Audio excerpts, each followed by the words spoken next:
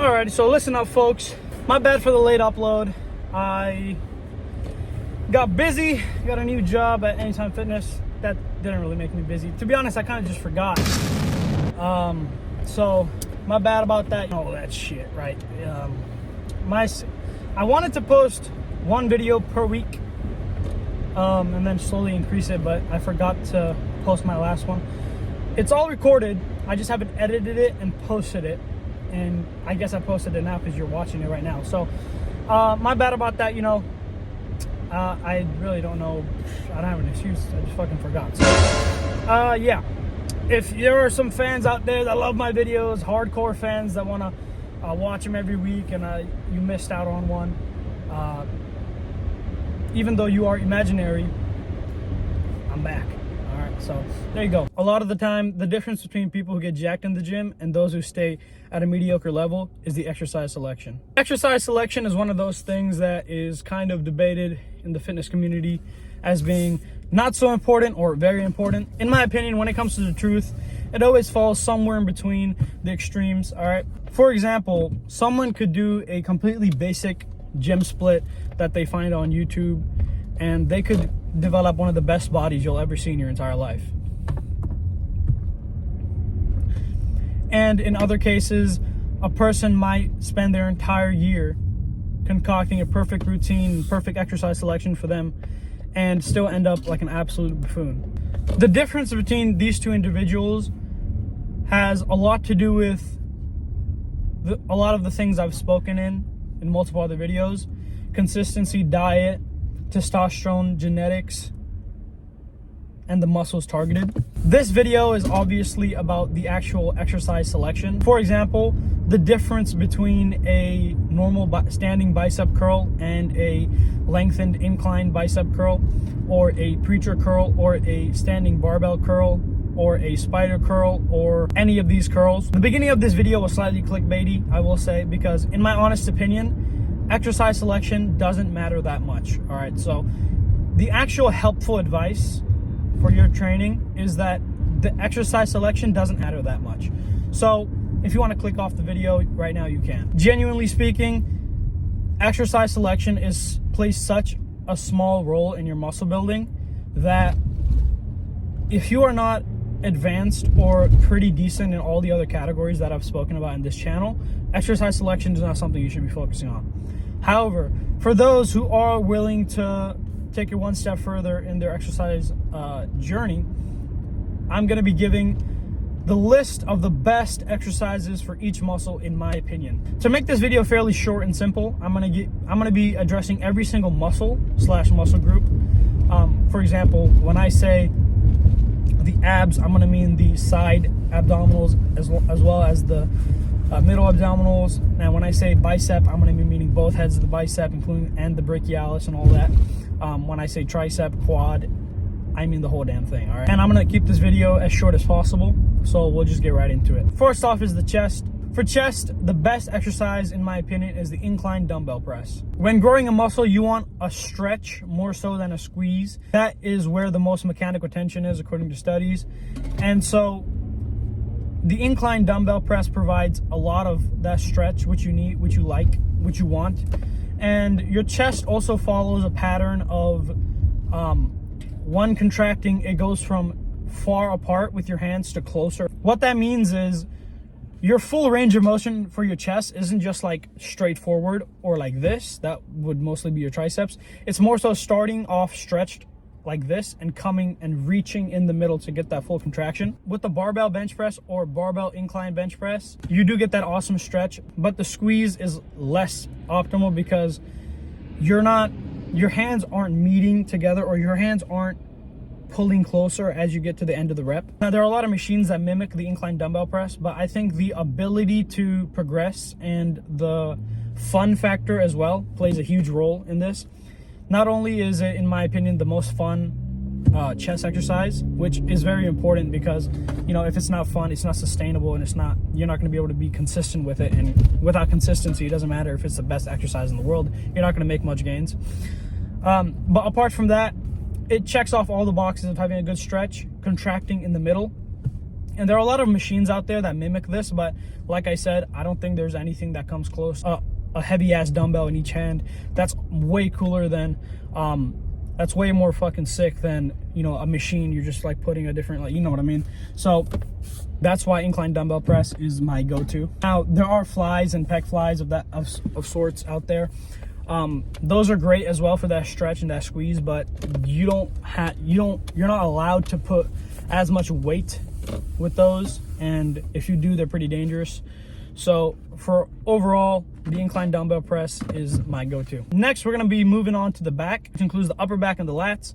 For lats, my favorite exercise is the simple lat pull down. The lat pull down is not far above every single other one, in my opinion, but the lat pull down is quite simple, and it trains your back in a pretty decent way.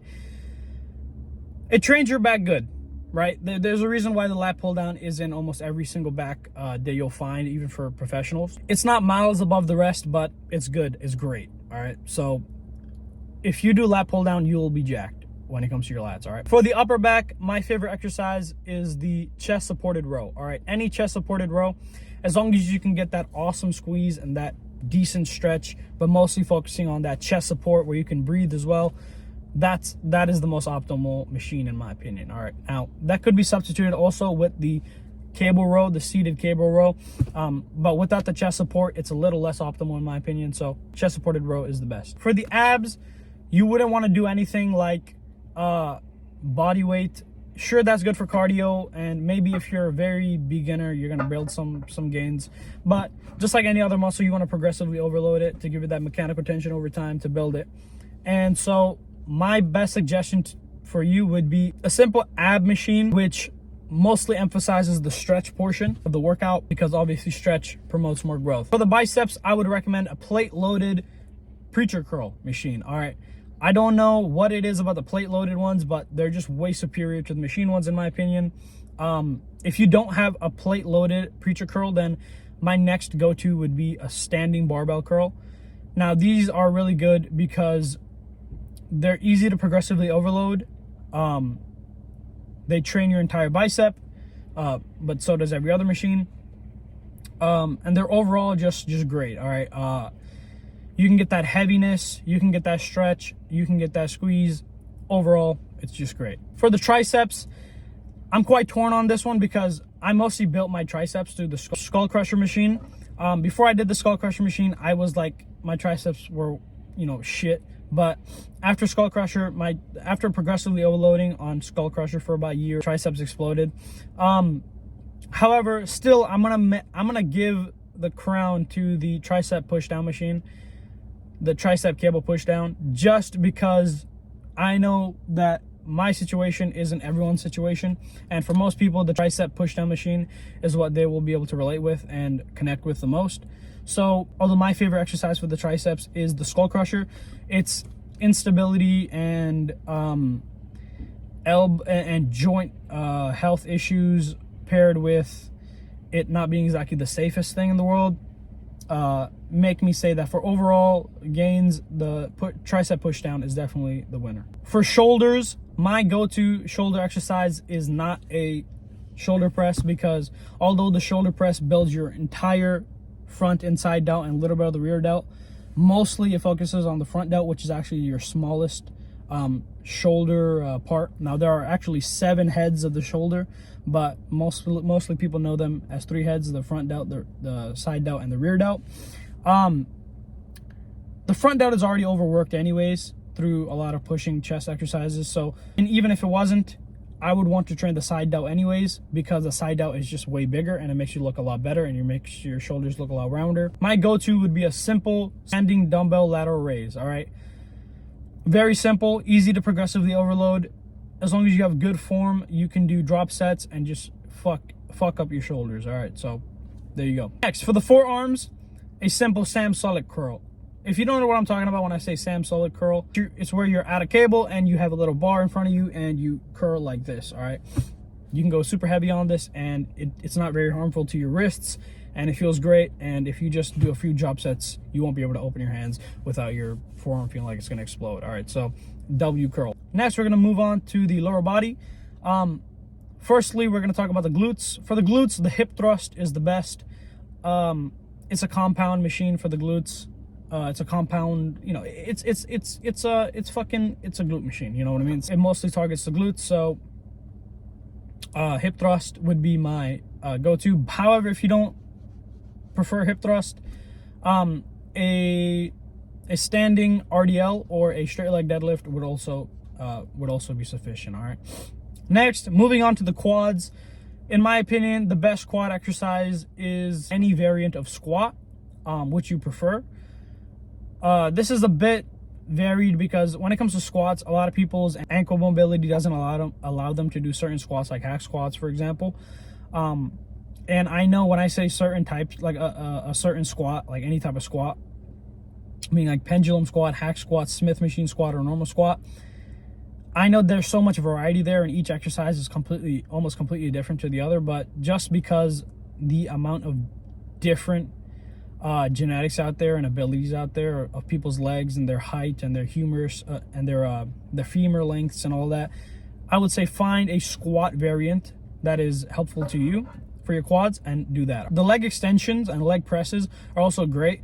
However, I don't think they provide as much stimulus to the quads, as much tension overall to the muscle. And for hamstrings, the best is the laying hamstring curl. All right. It's just amazing. I don't know what else to say about it. The stretch, the squeeze, everything is just great about it. If you don't have it, the close second is the RDL. And finally, moving on to the calves, a standing calf machine, in my opinion, is the best. It does have a lot of axial fatigue on your spine. However, it's a lot better than a seated one, in my opinion. So there you go. Those are the best. I probably missed some. For traps, I already have pretty decent sized traps naturally, so I just never got to training them. So I'm not going to include traps, but any sort of shrugging where your shoulders are going up and back slightly would be sufficient. All right, so there you go. I hope you enjoyed this video. You can incorporate these if you want. If not, whatever. All right, so I hope these helped you. Peace out.